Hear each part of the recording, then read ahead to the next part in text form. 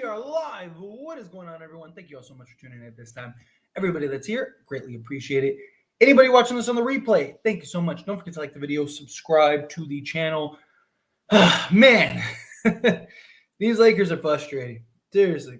Look, I get, back to back, right? Playing the Wizards. It's kind of one of those things where it kind of felt like this was going to be that type of game where it was like, Lakers were going to be gassed. They're going to be a little tired. They played a bunch of games this month. If basically every game this month outside of the Suns game has been back-to-back or, sequences of back-to-backs. And it's just like, man, like, I get it. You want to kind of just get out of this month. You just had like a miracle comeback win against the Clippers. And it's just like, you come in. Lakers love to play down to their competition. This is a game that you would imagine the Lakers would just run through, blow these guys out. It's over at halftime, and then you're just kind of coasting. But that wasn't the case. And the problem was, like, you saw it immediately, right? Like, D'Lo hit that first three, and that was great. And D'Lo was great this game, right? But, like, you just saw early on them getting back to just shot chucking, right? Everyone's just taking like random shots. They're all just kind of like almost just like messing around, right? Like it looked early on like a team that was like, oh, we're gonna blow these guys out. Like it looked like a team that like was like, we're better, and it looked like a team that just looked like they just didn't take this game serious, which, look, if we were the 3 seed, I wouldn't care, right? Like if we were even a top 5 seed and it was locked up, right? Because we won, right? We still won the game. At the end of the day, that's all that matters. Whether you win by 1 or you win by 100, you won the game, right? So I'm happy. I'm glad we got the win. This was a great, solid win, but it's one of those things where it's like it should have been a much better win, right? The Lakers should have taken this more serious. And this game goes back into like what the problem has been all season, right? The inconsistencies, the bad habits, right? That's where the frustration lies. If we were a team that played the right way regularly and we were a top team and we weren't this like back and forth, like one game we look great, the next we look bad, the next game we look great, right? If it was something like that, I wouldn't care as much. But we're not that team. We're a team that has been inconsistent all season, that has played more games like this than otherwise, that keeps falling into this trap of like, let's play down to these teams, right? Like I don't know. It's very frustrating when we see this team play this way. Because this is a game. Look, don't get me wrong. Washington came to play. They were hot. All right. They hit, what did they hit? They hit like 23, something crazy like that. How many threes did they hit? They hit 17. They were 17 of 41. So they hit a ton of threes, 41.5%. They hit a ton of threes. Kyle Kuzma had 20.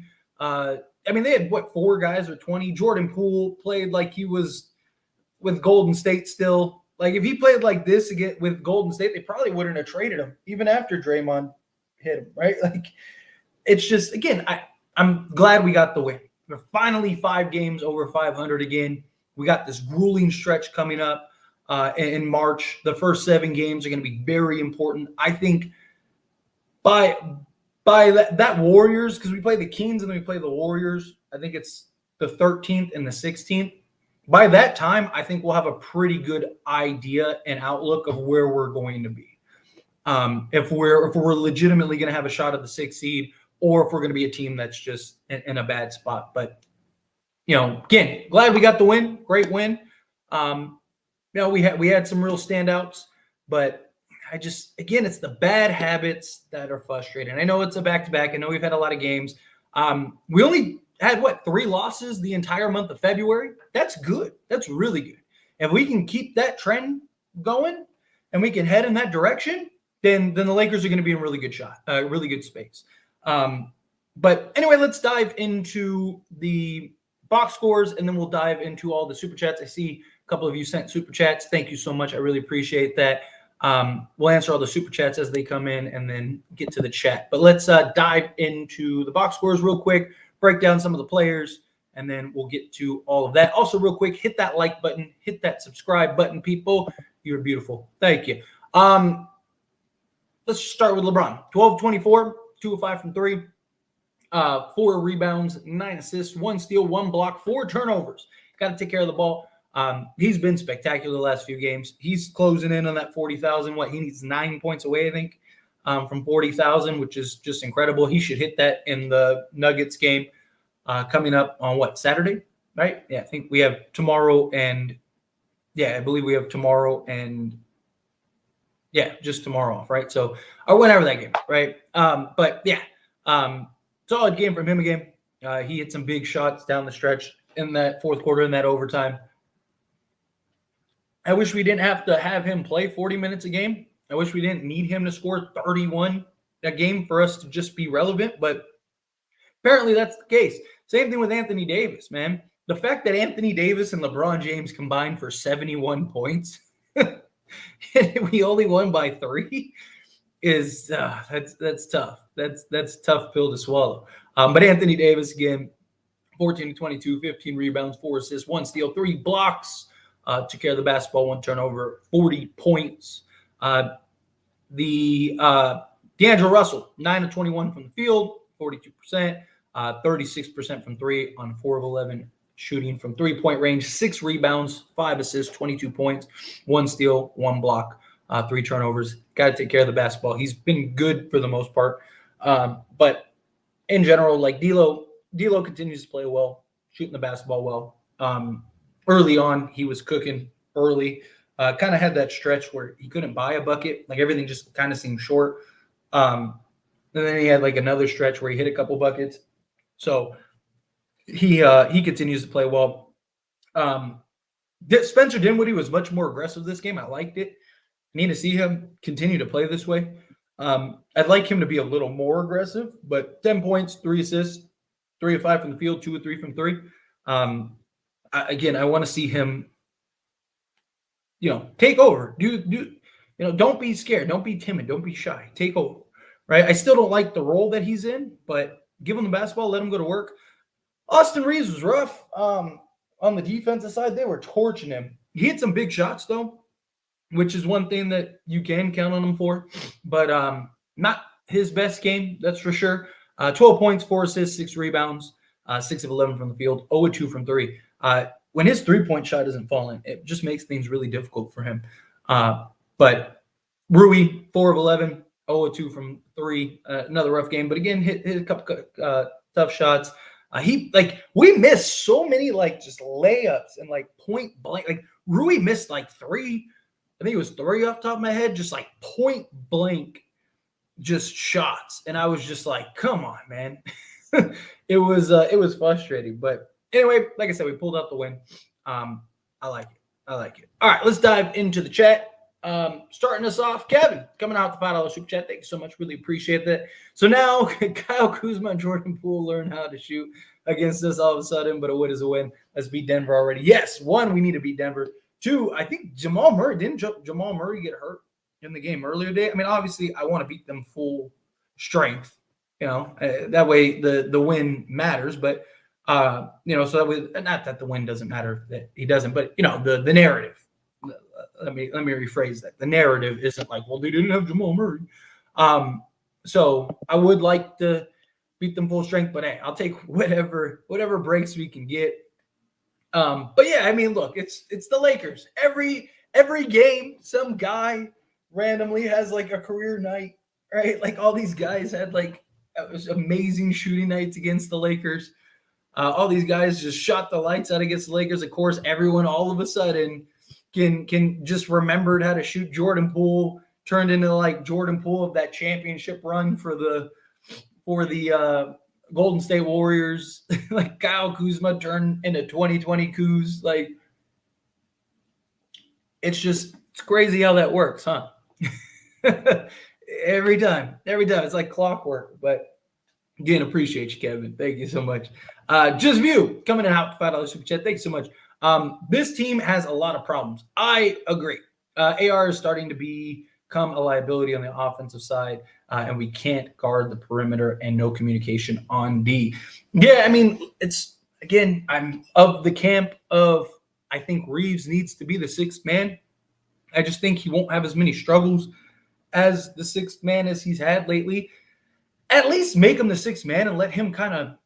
I don't know if it's a confidence. I don't know what the lack of just consistency and just the struggles this year. He wasn't great defensively last year, but he was serviceable, right? Like he wasn't a liability out there, right? Like, and that's the problem. Unless Reeves is just playing excellent on the offensive side, he's not outweighing the liability on the defensive side. Again, Washington just keeps targeting him. Every team just keeps targeting Austin Reeves, putting him in a vacuum and just going at him. And it's tough. It becomes a bit of a problem. Again, I like Reeves. I like Reeves a lot. But I think his role, at least this year, is sixth man off the bench. Right. I just think that's his, if he gets back to being what he was last year, next year, then fine, let him start. But this year, he's had his struggles all year long. And I don't know. I just think you move him to the bench. Coming out another $5 super chat. Again, thank you very much. I love LeBron, but my biggest knock think on him is I think he runs the point too much. He needs to let D'Lo run it more. They usually let LeBron run. Like LeBron usually runs the point towards like the end of the game, so the ball's in his hand, so he can make the decision making. I don't mind it late. I do like when D'Lo gets to run the point guard because that's when he's most effective. That's when he plays the best role. But his ability to shoot this season is an incredibly valuable asset. So like late in games, having LeBron have the ball in his hands and then D'Lo as that secondary playmaker and then him as that like shot maker, I don't mind. It's been very effective this year. That two-man game between LeBron and D'Lo has worked to start games, it's worked to close games. So I don't hate it. I don't really think it's a knock personally. I mean, he's our best player and still best creator, right? I mean, you're trying to win a game late. You put the ball in his hands and you let him go win it for you. I do, there are times where I think it does get a little predictable and teams kind of like know what to expect. Okay, LeBron's going to my problem is at times with that, like one of the, I guess, knocks on it would be I don't like how he kills the clock and like before he has made up his mind what he's going to do. Like that bothers me sometimes.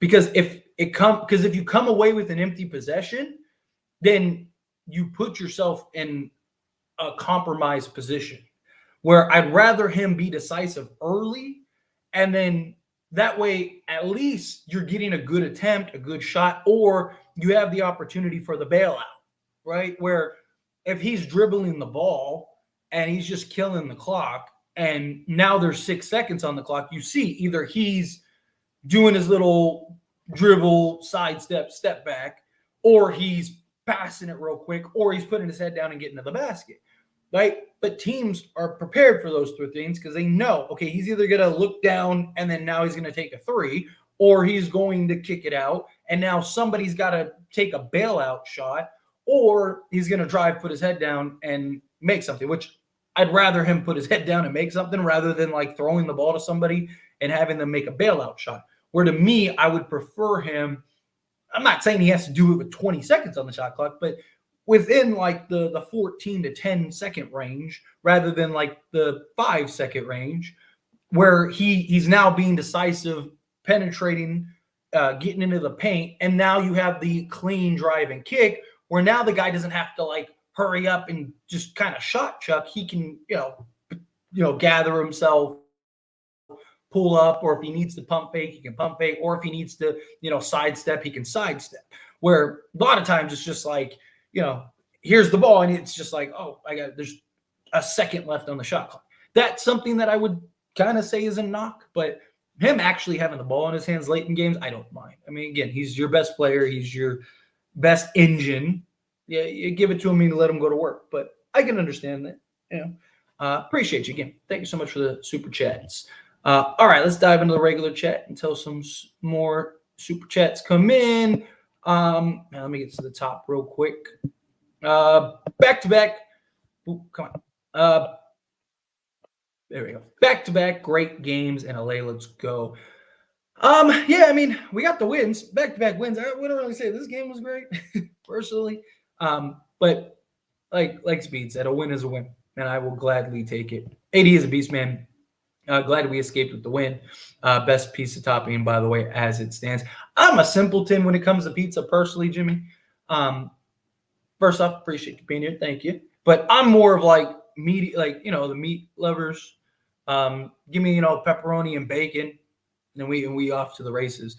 I'm not like crazy fancy with my pizza. Like some people will be like, oh, I need like a wild pizza, right? The pineapple on pizza debate, right? I'm not like big on it. Like I'll eat anything, right? Like, like if we were hanging out and you're like, hey, I got, a pineapple and mushroom pizza, like, sure, I'll eat it. I'm not like against eating anything. I'm one of those people like I'll eat pretty much anything.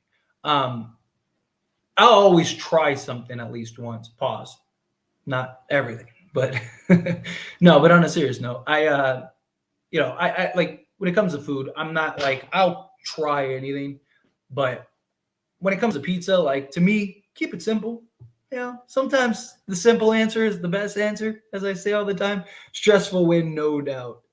Jordan Poole sold the game.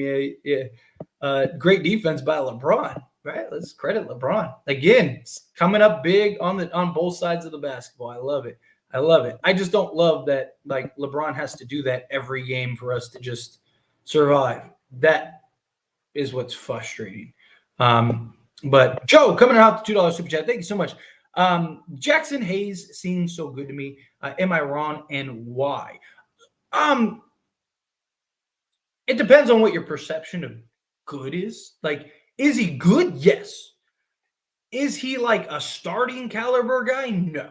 Right? So I am high on Jackson Hayes, but long term, right? Like when we signed Jackson Hayes, I was super hyped on Hayes coming to the Lakers because he's a floor running big. He's athletic. He's a constant lob threat. He hasn't been this year, which is strange, especially playing alongside Anthony Davis or backing up Anthony Davis.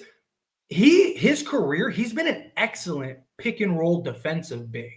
He's actually one of the better in the league at defending the pick and roll. He hasn't been that good this year, which is crazy because Anthony Davis is like second in the league, I think, amongst like guys that are like 6'10" or above. Something like that. I think Giannis is number one, or he was. I don't know. I haven't looked at the stat in a while, but usually AD is up there. Jackson Hayes was like the last like few years in like the top 5 or whatever amongst like big men. Like he was really good as a pick and roll defensive big. So I was excited for that. He's extremely young. I mean, he's young enough to have been drafted in this year's draft, right? So the upside, I think, is great.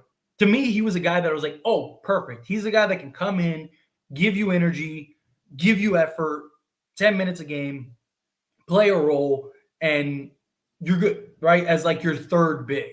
I didn't think he'd be our like backup, our primary backup big. And it's not, it's more so of his lack of discipline.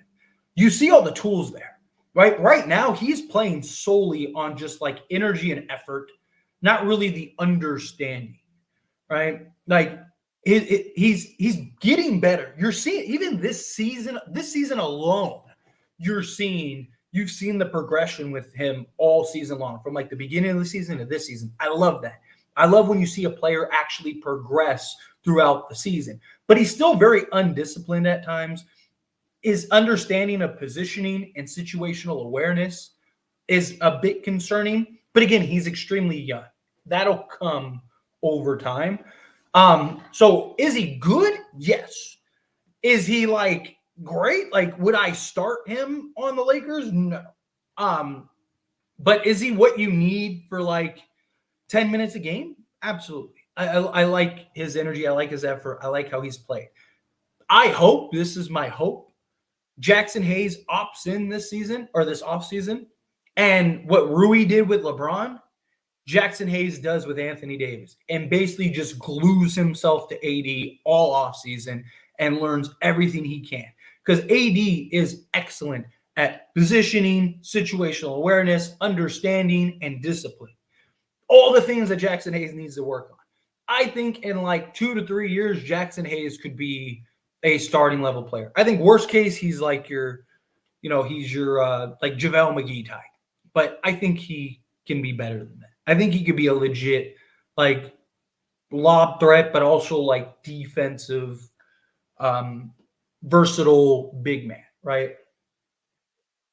And maybe move into that starting unit or like at worst, first big off the bench. I just don't think he's there yet. Stockton, come out $2 super chat. Thank you so much. Super chat for the algo. Thank you. I appreciate that. I'll always take that. Anything to help the algorithm, the almighty algorithm. Thank you, Stockton. Appreciate your support as always.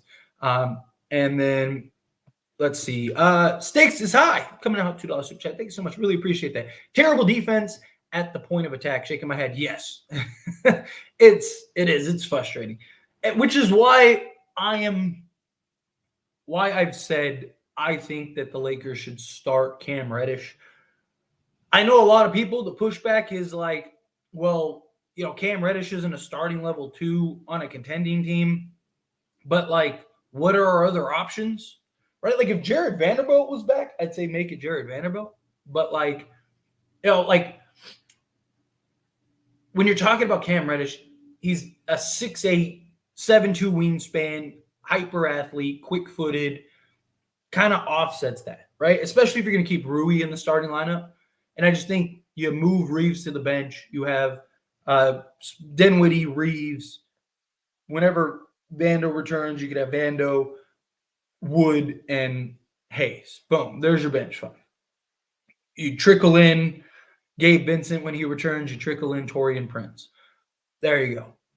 But because we need that athleticism out on the perimeter, and we need that point of attack desperately. I know some people have thrown out, Max Christie. My problem with Max Christie is he's a 20-year-old, or now he just turned 21, but 21-year-old kid that plays like it sometimes. He has those moments, he has those games, he has those stretches, but like, to me, give me the bigger guy.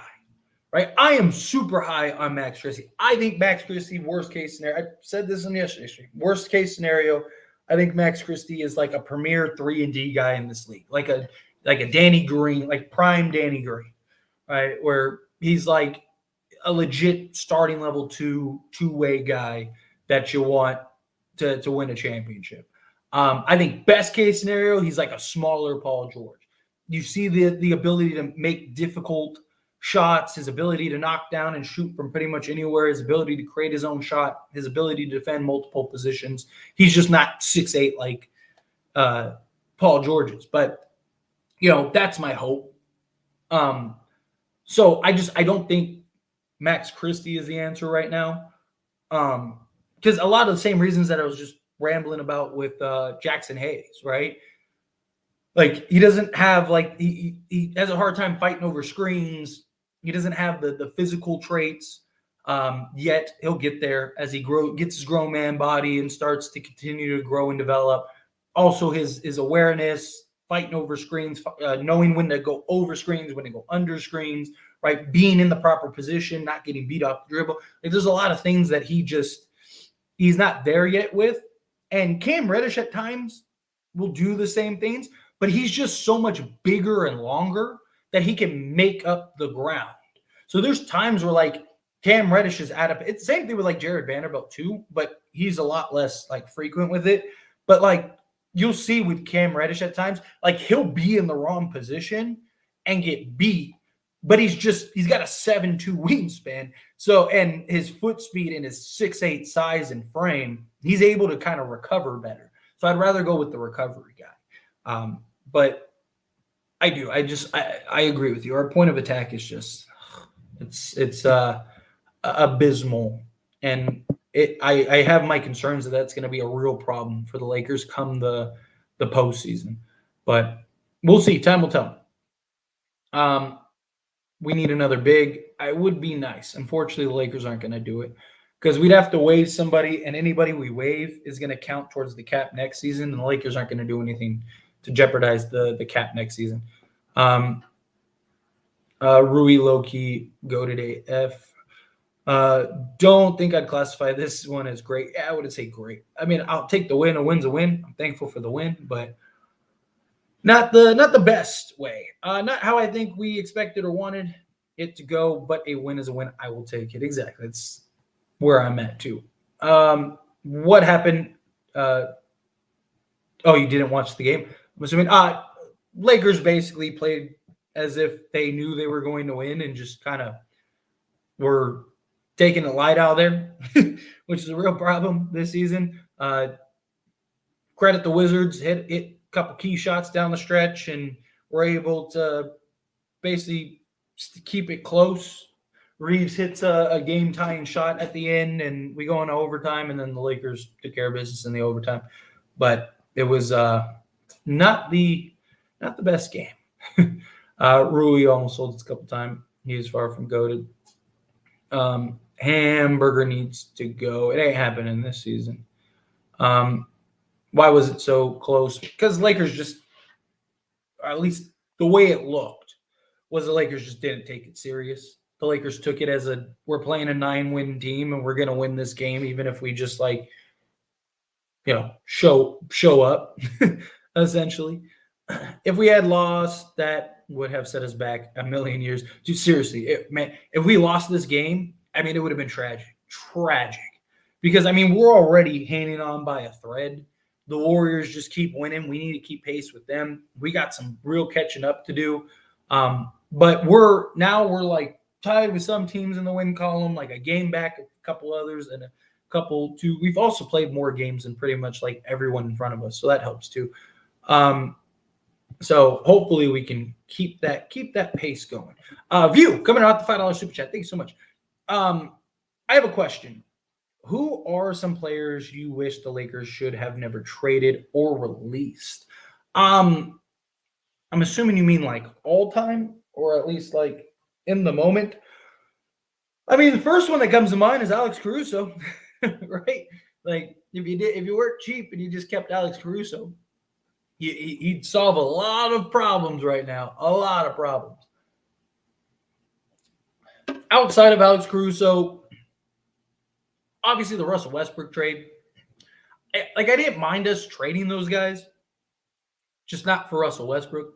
Right? Like I wish we still had KCP. It's another guy that would have solved a lot of problems.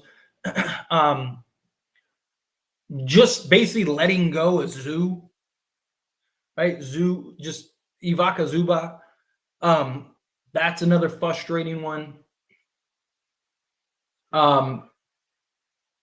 Even another thing like Julius Randle. Like I didn't hate that we got rid of him just because of like the team and everything and like what he was when he was with us compared to like what he became with like the Knicks.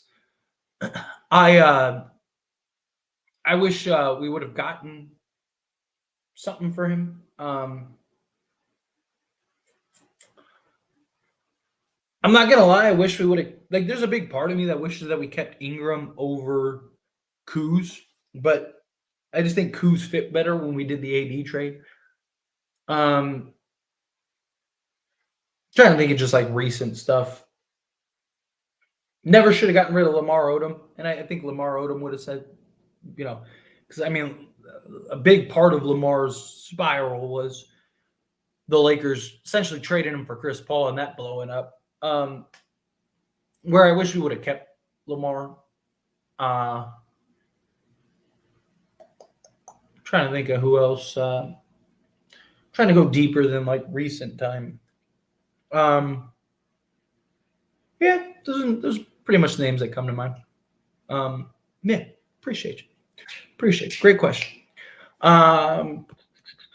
Where were we in the chat? Close out 12 and 19.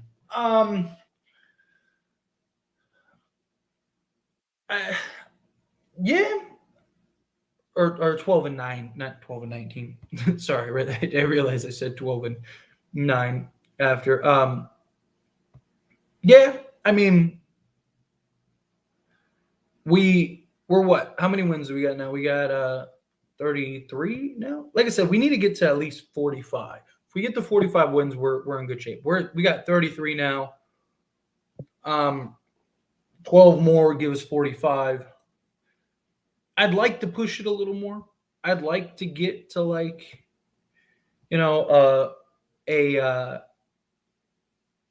like 46, 47. But yeah, 12 and 9, I think is fair. Our last 7 games, I believe, are all winnable. Let me pull it up real quick. Because like our last like the basically all the games, or not basically, all of the games in April are like incredibly winnable. Come on. Why does it take so long? Come on, there we go. Yeah, let me come back to that. Let me answer a couple of these real quick. Braun and AD had 70 points combined. Our role players need to step it up. Yeah, outside of like D'Lo, it was pretty rough. We are going to struggle on Saturday. I hope not. I hope the Lakers take it serious and go get this W. Plus, they might not have Jamal Murray, which would be nice. Kuzma 2020 scaring us Lakers EFX is basically what we got. What's going on, Daniel? Appreciate you being here. Poole dropped 3,600 heads. Yeah. Turning back the clock a little bit to the Warrior days. Hopefully they were just tired. It probably was a combination, tiredness, but I also think part of it was just because like early on, they were just like chucking up shots and just they weren't playing the right way. I think part of it was just like, oh, we're better than this team. We're gonna get the win, even if we like half play. And part of it was like, we're tired. We're on a back-to-back, so let's not get carried away here. I get how egregious that call was on Ron as a fan, but he's got to get back. How do you miss that call, though? Yeah, I agree. LeBron just doesn't get calls to save his life. I don't know what the problem is. I don't know why LeBron can't get a call, like a legit call on like just clear basic stuff. Like role guys get better foul calls than LeBron gets at times. But yeah, I agree. You got to get back. We just can't afford him to be screaming at the ref for 20 minutes. But here's our last 7 games of the season. In the month of April, you got the Raptors, the Wizards, the Cavs, the Timberwolves, the Warriors, the Grizzlies, and the Pelicans. The Raptors might pack it in at that point. I think that'll depend on like where they are, right? Because the Raptors they're like far out, right? Yeah, they're 22 and 20. Yeah, they have no shot. Well, I don't want to say no shot. Technically, they have a shot, but they like the Heat and the Bulls would have to have like and Atlanta. Those 3 teams would have to have like a crazy collapse. So more likely than not, Toronto's just going to tank at some point, take their L's, and rebuild with their young guys. The Wizards are the Wizards. They're going to tank, hit the reset button. The Cleveland Cavaliers, depending on where they are, like if they have the 2 seed locked up, they might just pack it in themselves. Now, look, they still are like neck and neck with the Bucks, but like if they're kind of in, I think there's a possibility that. But let's say that they do play for real.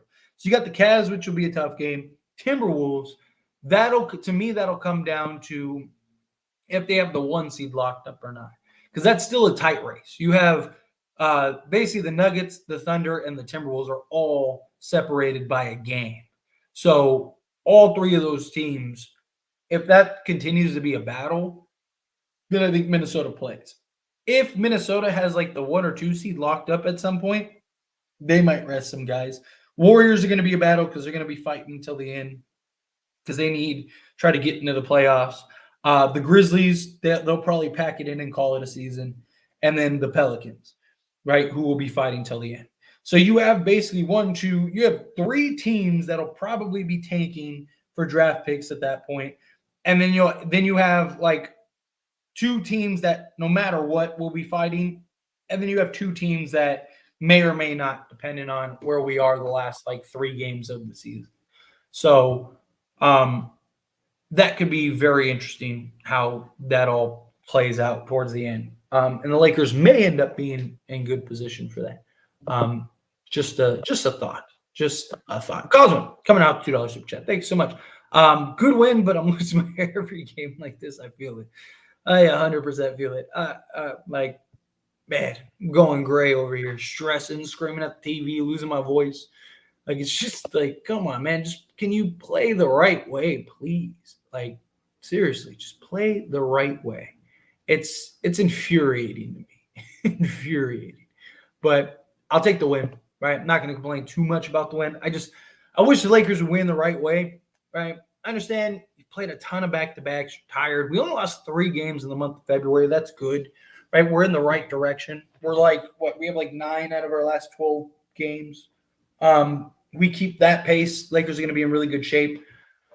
Got a tough test here, though.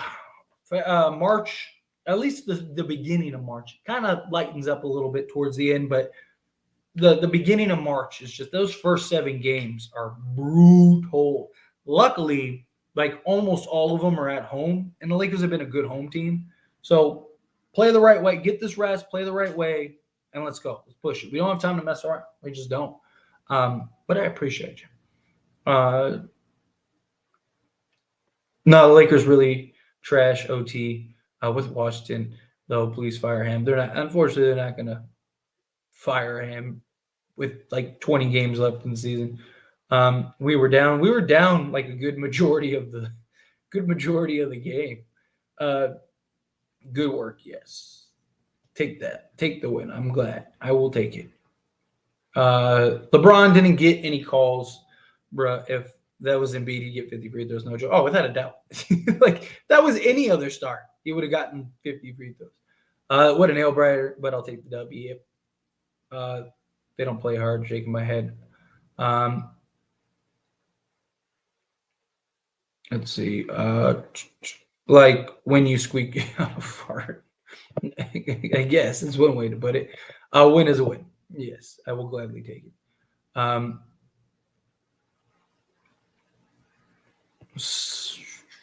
Reeves is hard to wash. I agree. At times, he just, like I said, when his offense isn't cooking and his offense just isn't kicking, it's tough. It is tough. Poole, 34 points. Murray, 50 points on Saturday. Well, Murray might not even play, so we'll see. We'll see how that plays out. Lakers should try to get Marcus Morris Sr. He's available. Almost lose this game again. Thank God, LeBron. I never sit out this game yet. Problem with getting Marcus Morris is, again, who do you waive? And even if you do waive somebody, the issue is that it's going to affect the cap next season. I just don't think the Lakers are going to do it. I don't. Although I would like to see that happen. Tyler, I get it's a back-to-back, but this defense is just so unserious without Vando. 120 to the Wizards before OT is just sick work. I love Rui, but a main reason for this is him. The man is just not mobile defensively. I'm sorry. I'm not even picking on him. He can score well. But the fit is nowhere near as good with Vando. Where's the other one? Sorry, trying to find. Where is? Do you hear it? There we go. Rui literally gave up half of their points defensively, getting blown by Corey Crispus, getting crisscrossed by Poole multiple times, and not being able to stay with Kuzma on his 3 and some drives, which is my biggest concern, which is why I've talked about how, again, either A, when you get to the postseason, you got to swap LeBron and Rui. LeBron's going to have to play the 3. You're going to have to go that route. Or B, you'd have to move him out of the starting unit. Or I guess C, put Vando in the starting unit because he can at least make up for some of the stuff. But that's the problem. It's just you have too many liabilities and no athleticism out on the perimeter. I mean, the three guys that are supposed to be out in the perimeter are D'Lo, Reeves, and Rui. Three guys that athleticism, foot speed, and their names are never going to be mentioned in the same sentence unless it's like the opposing team's athleticism, foot speed is just torching Rui, D'Lo, and Reeves. So it's just I don't know how you're going to be able to have those three in the starting unit come the postseason. I just don't see how that works. You're going to get torched. Now, if you have LeBron buy in for like the first 5 minutes of the game and the last 5 minutes, then maybe you can make it work, right? But you don't have any real defense outside of Anthony Davis. And if LeBron decides to lock down defensively, so you're terrible defensively. Like that team is scoring. The offense is great. They're averaging like 120 points a game offensively, but they're giving up 114. And so what that means is like, yes, you got a 6-point differential, but you basically have to play perfect in that offense with that offensive unit. Because if you don't, then you end up you don't have the defense to slow teams down. So you basically have to be great offensively every single night with those starting five. And that's the problem. Can you do that night in, night out, especially when you get to the postseason? And you're playing teams every round that have elite perimeter guys. I don't think that's going to work. Lakers won. Someone in the media has to call out Ham and say something about those bad habits. I mean, I'm sure Darvin Ham's aware. I mean, I don't know how you watch the Lakers aren't aware. We need to get Zach Collins or Marvin Bagley this offseason. I wouldn't hate either of those guys. Lake showing 7. Let's get it. Let's see. LeBron was P. They had to play that long, and then at 80 at the end. I mean, LeBron's doing everything he can out there. I can get it. I can understand. At this point, we got to accept that the Lakers are never going to do what we want them to. Any time they play a team they should beat, it ends up being close. It's just playing in the competition. It's terrible. I can smell this team through the screen. The Lakers should have won by 30 without a doubt. Now you got to face Denver. We definitely need Vando. I don't care what anyone says. It helps the team a lot. It means so much for Lakers. Vanderbilt is extremely important for the Lakers. Block and pull in the clutch 3. Yep. Nasty win, but a win is a win. You could tell they didn't fully try as hard up until the 4th in OT, but I hate when they play down to their opponent's level. If we messed around, could have been Boston. Yeah, that's the problem. Is just they played like a team today that felt like, oh, we're going to, like, as long as we show up, we're going to win. And I just handle business, get some rest, go into the next game. Instead, you had to go in overtime. Now you got a day in between and you got to go play the Nuggets. Almost lost this being that they played too much. Don't we get Vincent back versus the Nuggets? I haven't heard anything about that. I'll double check, but I don't believe so. He's not supposed to come back till like mid-March. He hasn't even started like on-court activities yet. So I don't see him being back. Not everyone will be easy. Agreed. It's just the effort is the problem. Let's see. AR kept giving clutch buckets. Yeah, towards the end of the game, he hit some big shots and hit the shot tight. LeBron had clutch defense. AD had clutch rebounding. Literally, I already got that one. Let's see. Not lying. Some of the shots they were hitting are so obvious. Like Bagley made a 3, and then Poole banked But they go, yeah, it's crazy. Crazy how teams all of a sudden become Steph Curry and Michael Jordan and in their prime when they play the Lakers. D'Lo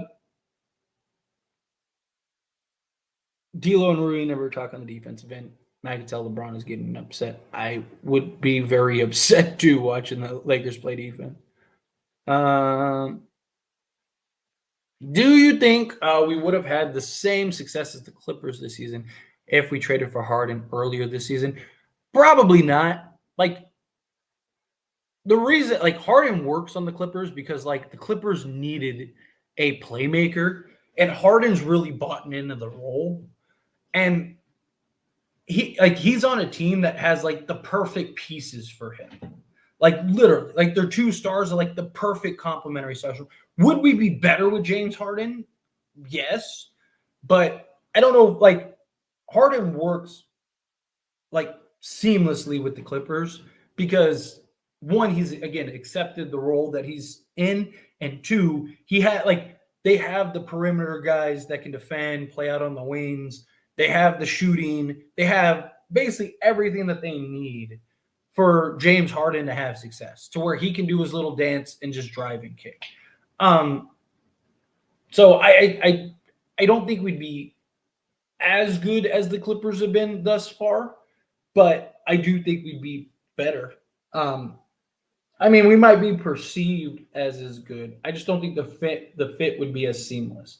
Plus, like James Harden would have to play a lot more off ball because LeBron's gonna have the ball in his hands at times, right? Where James Harden, like, yeah, he plays off ball at times, but he gets to be the point guard. Like he gets to have the ball in his hands. He gets to basically do whatever he wants.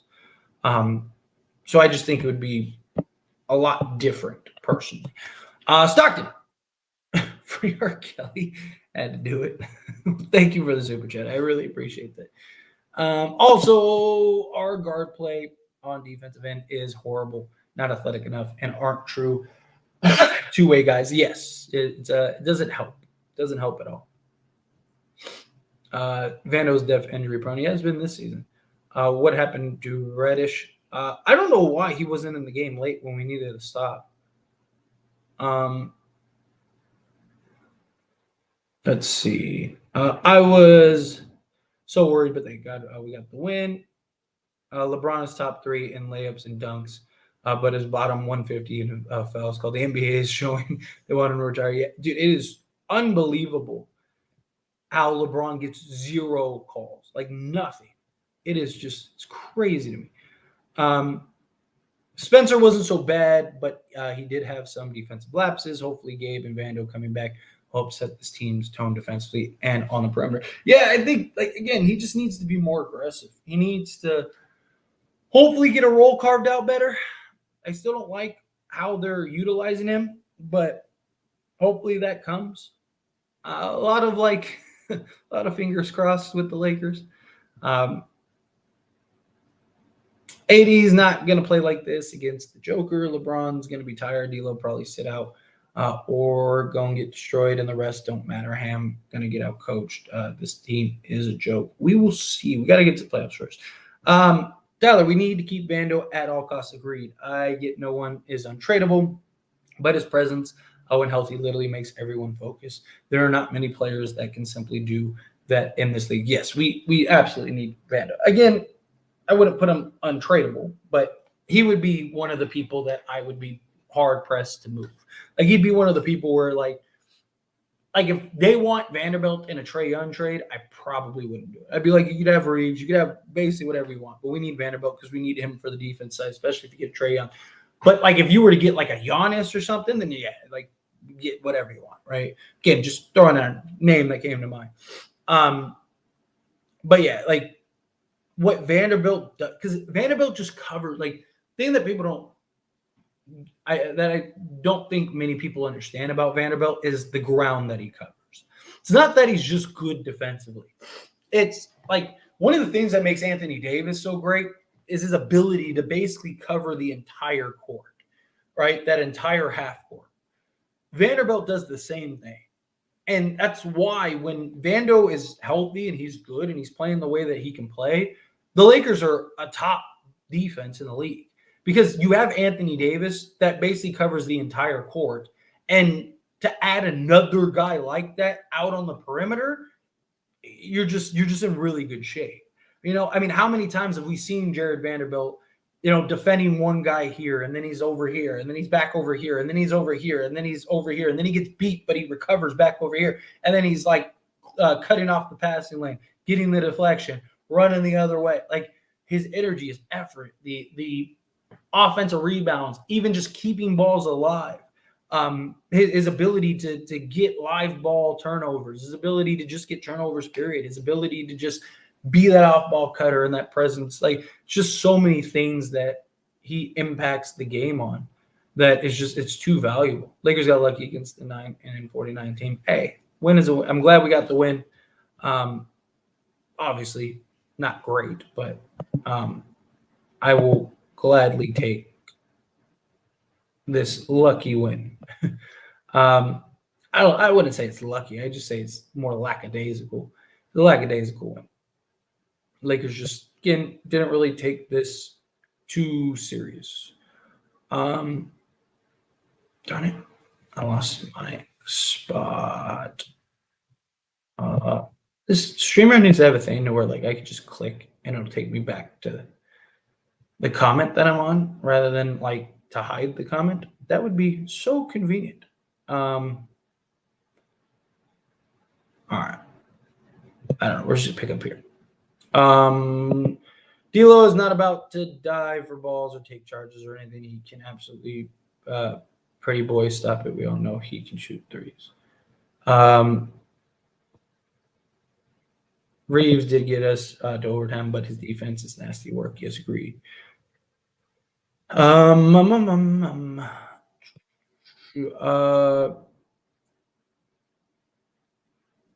trying to find something. Reeves just can't keep up with starting level guards. I'll get him out of the starting lineup. I am with you. I think that you gotta move him to the bench, personally. I do. I really think that we need to do that.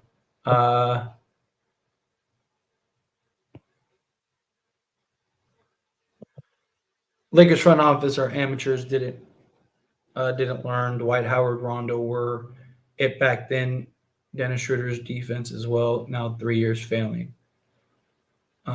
Sure.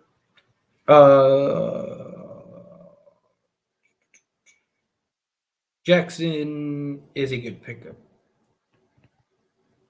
I like Jackson Hayes a lot. Like I said, I don't think he's there yet as far as like the main backup guy we need, but I do think he'll get there.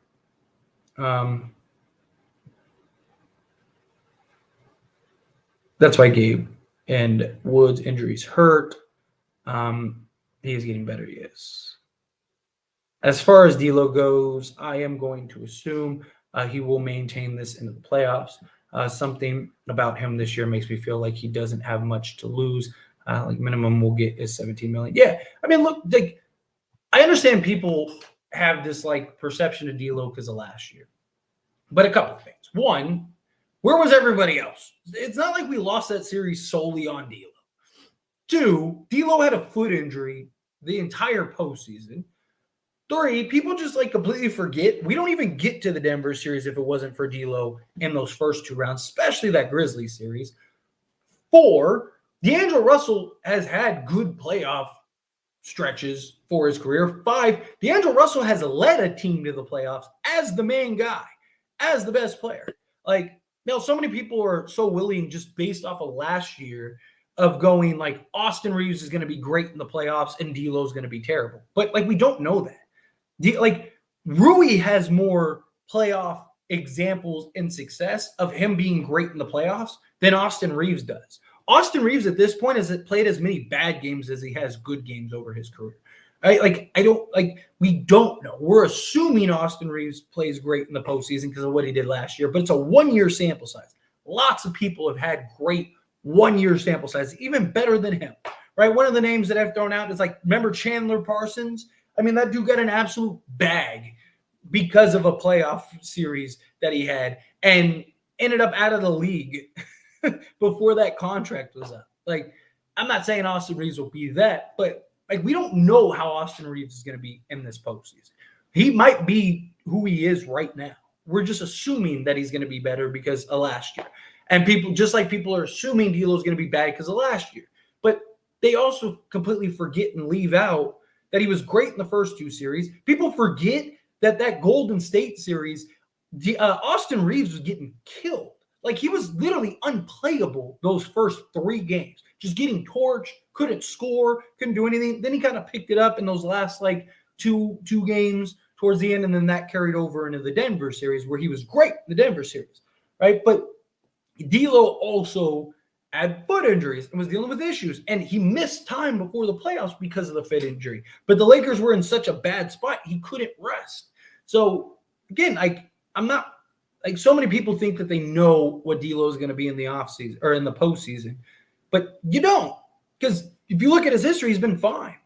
And that's as like the first or second guy. He's going to be the third guy, right? So I think D'Lo will be fine, personally, right? Will he have his bad games? Sure, everyone has their bad games, right? But I think overall, I think we're going to look and he's going to have a successful playoff series. But, as soon as he has one bad play, like he could be the sole reason we get out of the first round, and he'll have one bad game one, and the Lakers will lose, and everyone will be like, D'Lo's trash. It's just comes with the territory. Now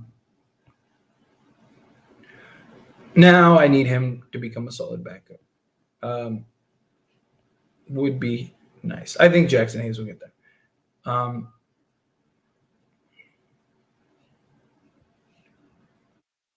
Lakers front office are failing, but no one talks about them. I don't think they're failing. Again, players have to be available for one. Two, like I see so many people regularly that like, oh, the Lakers didn't get this guy, or they didn't get like the Lakers clearly need these players, and they didn't get any of those in the offseason. Like, what players were that? What players were available in the offseason? Like, I see some people like the Lakers need a 3-and-D guy. They should have already been picked up a 3-and-D guy. It's like every team in the league wants a 3-and-D guy, and those guys almost never hit free agency. When was the last time a legit 3-and-D guy was available in free agency? Right? That wasn't a project. You're usually project guys that you're trying to grow and develop, or they're just more one-sided than the other. Right? Like, and then I get like Royce O'Neal, you could have done, but like look at how that deal like went down. It took so many different layers for that deal to happen. It's just the Lakers wouldn't have been able to be in that conversation, right? Like I don't think it's a front office issue. If something's there, they'll do it.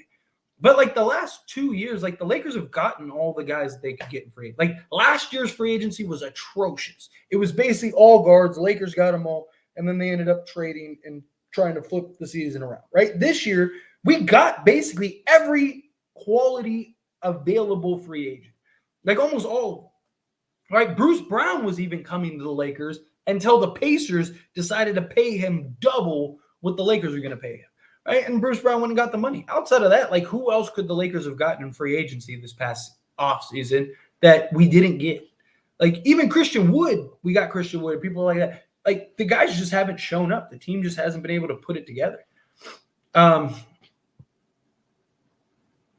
Let's see. I think Reddish defensively is somewhat overrated. I don't know if he'll be what he was earlier this season. I mean, I don't want to quite judge it. He hasn't been yet, but it's only been like 2 games since he's been back. So I don't know. It might take him a couple games like Vanderbilt. We need him to be. But I don't know if I wouldn't call Reddish overrated, because what he's done this season, no one really expected. Like he wasn't like he's been like elite defensively, or especially early in the season. No one really expected. Like to me, if he was making like $15 million a year, then yes, I think it'd be like he's way overpaid and way overrated. But he's making a vet minimum contract. Like how much more? Like going into the season, there was a question of if he'd even be in the rotation. And he's been everything we could ask for and then some, especially considering all the injuries and stuff. So I don't know. I personally would call him overrated. Tim, I listened to him, but something about him is iffy in a way. I like Jason Tim. I think he's solid. Don't watch him heavily just because I just don't have a lot of time. But when I can, like if he's talking about something that specific, he's actually one of the guys that I'd love to like really sit down and have like a conversation with because he's very analytical too, and he's very like, he has like a lot of values, or not necessarily values, but a lot of like just opinions and the way he looks at things that are very similar to myself. But there are some things that like I don't agree with that I'd like to like hear his point of view on. Now there's like some stuff like sometimes he'll talk about stuff and I just like he's really high on like Austin Reeves, and he's more defensive of Austin Reeves than I am, and I'd love to like have a conversation about that. Like why do you believe Reeves has to be a starter? Like why do you believe Austin Reeves, we shouldn't swap him, move him to the bench when he statistically has been better off the bench than as a starter, and think of what it would like. I'd love to have like a real like just conversation with him and just kind of like, because he is one of the people that like he's a basketball player, like he played college and stuff like that, but he's also very like with the X's and O's and intricate. He's not just like your average fan that's like, oh, like Reeves is great. Why is Reeves great? Because he's great. Like, he has his opinions on as why. Like he's one of the guys I really would love to just sit down and like have a real conversation with and just kind of go back and forth and hit on points and like, yeah, like we agree on this stuff, but what about this? Like, I think that would be a great conversation for people.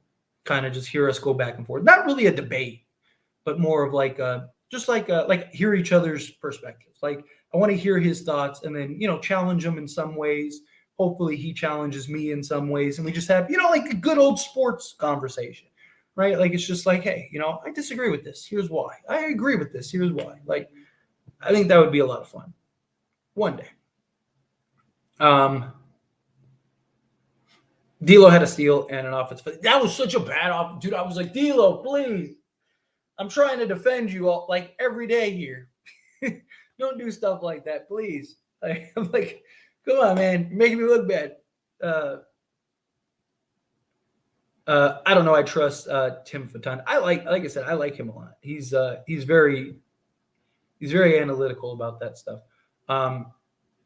He's wrong about certain things though, but not too often. Yeah, but I mean, everyone is, right? I mean, we all have our opinion. Like there's things that I look at and see that many people don't. There's things that I've said like, oh, I thought this and turned out to be wrong. I mean, that's part of it, right? Like we're all just trying to take our best guess on humans and interactions and stuff. So like, I just, again, I like how he approaches things at times, right? I like the way he looks at things. I think it's, me and him have a lot of similarities in that regard. And I think me and him would have some really fun conversations. I think we'd have some really good conversations. Let's see. He tries to seem super reasonable and objective.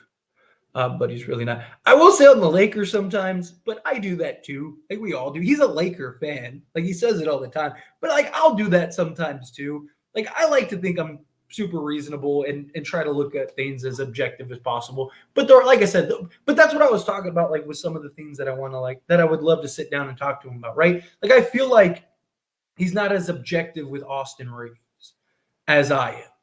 And I'd love to like kind of have like a little back and forth about that. Right? Like I think he's like super defensive of Austin Reeves, but like where I feel like I'm more of like I don't mind. Like I've talked about Austin Reeves. Like I've said it before. Like go look at the videos early in the season. Like I was hyping up Austin Reeves like he was great, but I just think we have enough sample size where I've realized, like, okay, I was clearly wrong. This is who he is right now. Will you change it? Sure.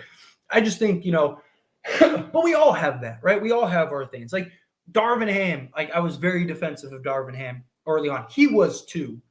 But I've switched up because I was like, all right, I've given this guy every chance and every excuse that I could possibly give him, and he's just continuing to make me look bad.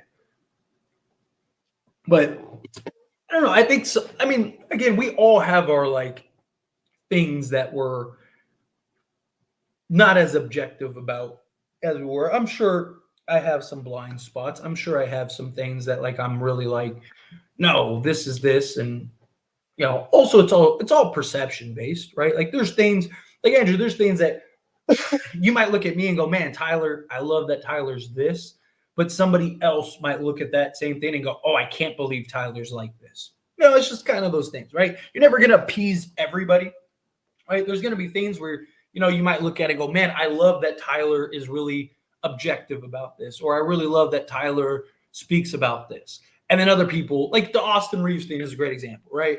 Like sticking with the Austin Reeves thing. Like there's people that are like, dude, I'm so glad you're somebody that speaks on Reeves and talks about how, he needs to be this. No one, everyone always like defends him and blah, blah. And then I have people that are like, you're an idiot. You don't know what you're talking about. Austin Reeves is the GOAT. Like, you're always going to have like those two sides. But I really liked him a lot. Like, credit to him because he has a really good show, really good breakdowns. I appreciate thought out like breakdowns, right? Like I appreciate people giving explanations, right? Like I know I can be like long-winded at times, and I know like certain things that I say, like I might draw out a little too long, but I just like to. I can't stand when somebody's like Austin Reeves sucks, right? I mean, I'm not talking about like the average commenter, right? Like it's not your job. You guys aren't, you guys are just commenting. But like I'm talking about like creators and stuff will be like, oh, I love Austin Reeves. Like, no, he needs to stay in the starting unit. Like, well, why? Like, why do you think that? Because I could tell you a million reasons why not.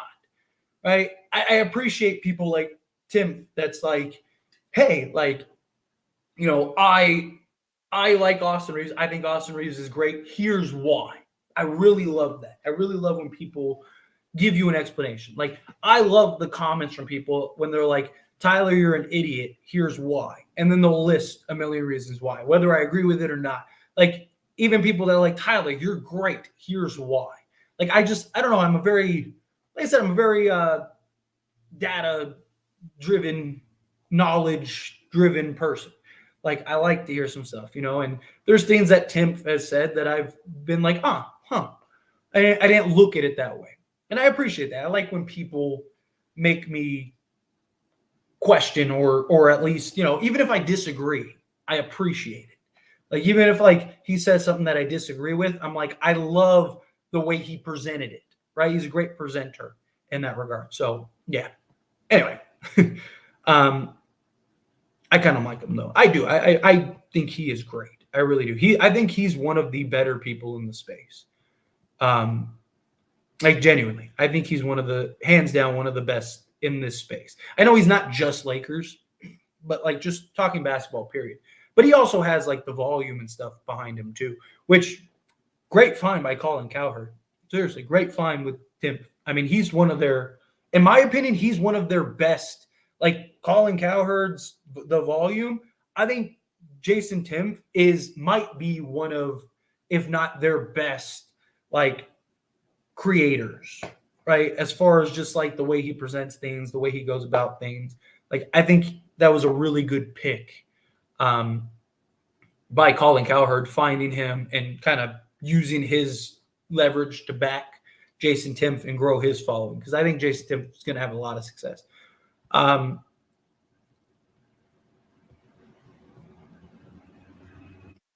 Let's see. Cam can shoot, and he's I'm assuming, there it is. Lobster. Yes, agreed.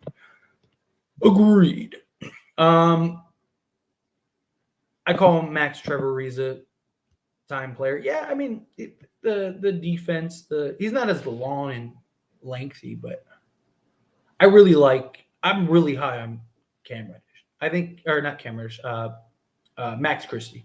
I think Max Christie, like I said, I think he's going to be a real stud for us at some point. What happened with Reddish? He only played 4 minutes. I have no idea. That's a very good question. There was towards the end of the game, when we needed a defensive stop, I was like, why isn't Reddish in the game? Like, Why don't we have Austin Reeves in the game and not Cam Reddish? Like what is going on here? I don't know. It could be a minute restriction thing because it was off of back to back. Maybe he wasn't even supposed to play this game, but they wanted to give him a go. Maybe he was having some kind of nagging thing. To be honest, I don't know. I wish I had an answer. Um, I think the difference between Vando and Cam is more than people realize. Cam had a higher ceiling with his offensive play style, but in reality, he is prone to messing things up. Jared Vanderbilt is like, let's say Cam Reddish is a 7 out of 10, right? Just throwing out a scale, right? Jared Vanderbilt is like a 10 out of 10 in that capacity. It's just Jared Vanderbilt just has better instincts, better recovery, better discipline. But he's better in that, in basically every facet, right? He's just not as like big and like Cam is just a crazy athlete, super incredibly long wingspan. Not that Jared Vanderbilt doesn't have a long wingspan. Jared Vanderbilt is just an upgraded Cam Reddish. Not so much on the offensive end, but it's not like Cam Reddish is this like incredible offensive player. It's not like Cam Reddish is like, like a legit two-way. Why we need OT to beat the Wizards? Because we didn't play the right way. That's basically what it is. Darvin said Gabe. I'm assuming Gabe is close. Good. Hopefully he's back soon. AR saved the freaking game, dude. AR was also a big reason why we were not in the game.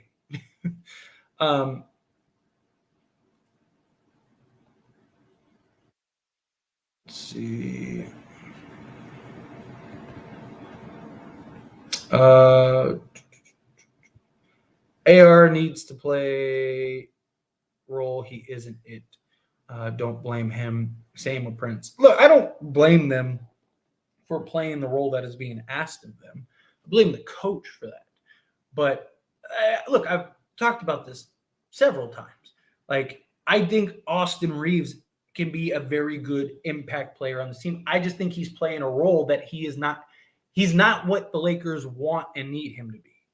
I just don't believe he is that guy that they want and need him to be.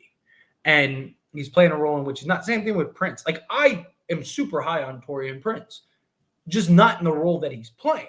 Him playing 30 minutes a game is not where it's at. Him playing, 12 to 15 minutes as an off-ball scorer that can knock down 2 to 3 threes a game, that's the right role, right? But him basically being your main, your fourth guy on the team in minutes, like, that's not his role.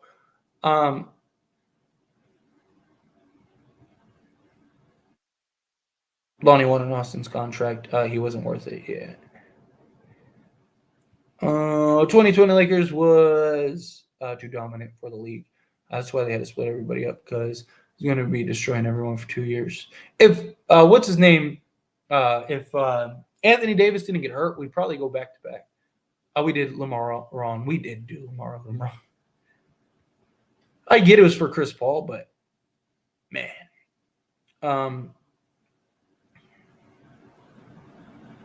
Let's see. Have you seen the next matchups? Yes, they are tough. Very tough. Lakers got it. Lakers like to play against the good team, so hopefully they show up.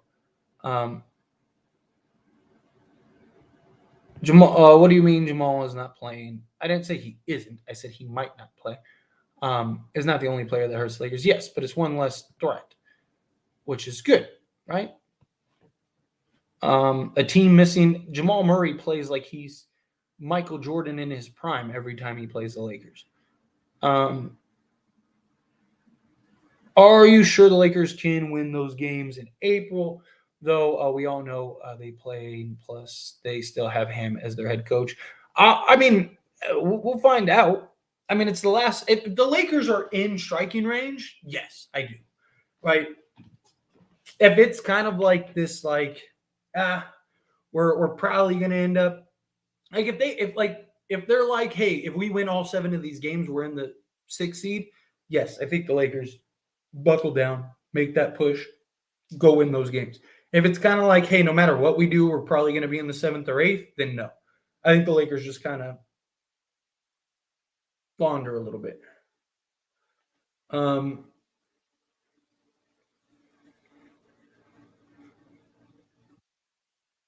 Let's see. Sorry, trying to find something to me.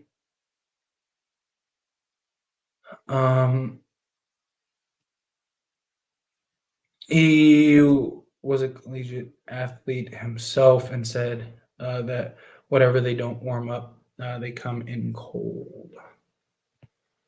What happened to Cam this game? I don't know.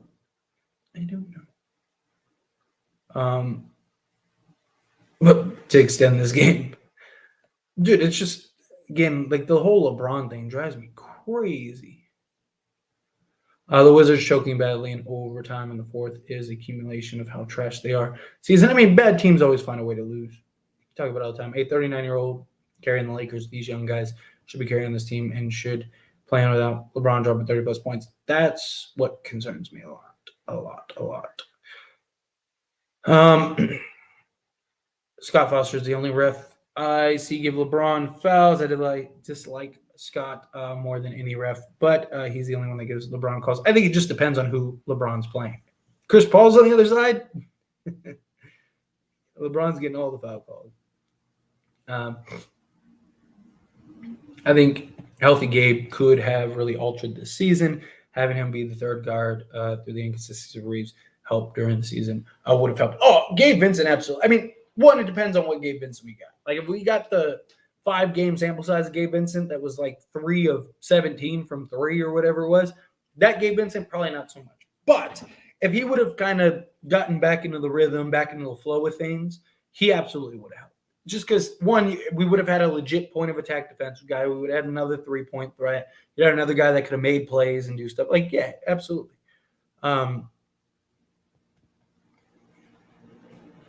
Let's see. Like targeted reads like lunch food in the Western Conference Finals. Do you think Jalen Hood-Schifino and Maxwell Lewis have the potential to get bigger roles in their second year, kind of like Reeves and Christie did? Possibly. I think it depends on what the roster looks like. Right? Like, the thing with Christie, like Reeves was just circumstances, and now, like, if we still have Reeves, then probably not. But like, I think it just boils down to the team. If we were fully healthy, I don't necessarily think Max Christie would have the role that he has, right? Because, I mean, if you think if everybody's healthy, like, who does Max Christie play over? Like, that was the whole thing. A lot of his playing came because of injuries and circumstances. But could they, depending on how it's shaped? Like, if the Lakers make a big trade for some, like a Donovan Mitchell or a Trae Young or something like that, then possibly, because we may need the bodies. Look, I know a lot of people are like super disappointed in Jalen Hood-Schifino. He is killing it in the G League. I mean, like, ridiculously killing it in the G League. Granted, it's the G League. I get that. But that's usually a very good sign. Usually when somebody is that much better than everybody in the G League, that it's usually a good telltale sign that, like, okay, if he gets an actual NBA role and shot, that he could actually have an impact. So,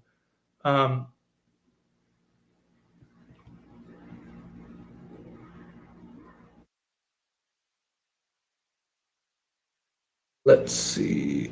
Come on.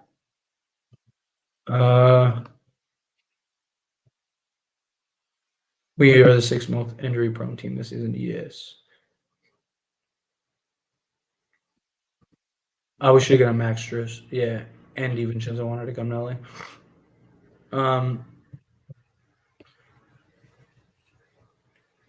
Has been fulfilled with bad luck. 2021 and 2022 was our window to win. We could have won when Golden State won the title. Even the Bucks season, we could have won if we were healthy. Well, the year that the Warriors won was when we did the Russ trade and we were terrible. I don't know if we would have won that year. That team was pretty bad. on paper, that was the greatest team ever assembled. In reality, it might have been the worst team ever assembled. However, that 2020, that like the year that the Bucks won, I genuinely believe we win that series. We win that championship. We matched up against Milwaukee, so much better than the Phoenix Suns. We were deeper. We had the size to cause trouble. Like, I think we run through that. And we would have beaten Phoenix. We were up 2-1, looked like we were going up 3-1.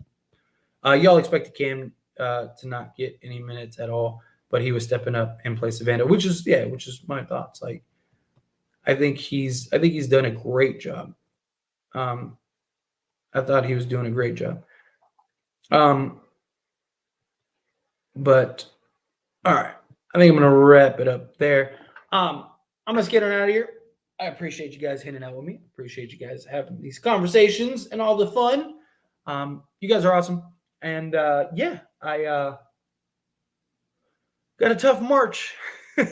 Right? I mean, that's simple. We just gotta lock down, focus, go get these wins. I mean, really, we can't mess around. 6 seed is in reach. I believe in this team. I know we can do it. We just coming off of an incredible February. We only had 3 losses in February. So let's get it. Let's get it. Lock down, focus. Let's get it. Start with a win over Denver. We have to, bare minimum. I mean, obviously we got to win other games, but we got to beat Sacramento twice. We got to beat the Warriors coming up. Those 3 games, I mean, I hope the Lakers have that like triple circled on their calendar, right? Like, we got to win games here and there, obviously, but those 3 games are so important, right? Beat Golden State twice, or the Sacramento Kings twice, and then beat the Golden State Warriors. I think that'll give you enough cushion over those teams. They'll be chasing you again. Then you just got to kind of weather the storm the rest of the way. You have tiebreakers over Phoenix, tiebreakers over the Pelicans. The one team I worry about is Dallas. But, hey, look, if Dallas gets the 5th seed, you get the 6th seed, you're in business. So we'll see. But anyway, again, appreciate you guys. Thank you all so much for hanging out. Again, hit that like button, hit that subscribe button. Everyone that gave me super chat, seriously, I really do appreciate you. Helps me out a ton. You guys are awesome. And I'll see you guys for the Denver game.